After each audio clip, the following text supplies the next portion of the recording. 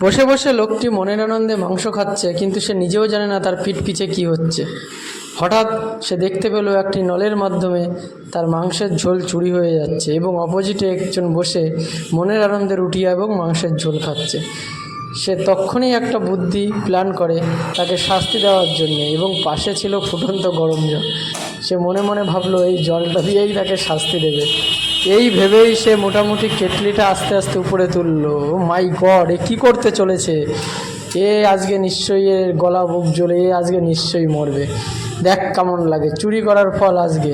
সে মনে মনে এই ভাবতে ভাবতে প্ল্যান করে আস্তে আস্তে জলের কেটলিটা নিয়ে গেল মাংসের ঝোলের পাশে, এবং হাত দিয়ে দেখতেই পাচ্ছ কতটা ফুটন্ত গরম জল, এবং সে আস্তে করে নলটিকে নিয়ে সেই গরম জলের মধ্যে ছেড়ে দিল। ব্যাস, কেস খাল্লাস। এখন সে তার শাস্তি ভোগের জন্য রেডি।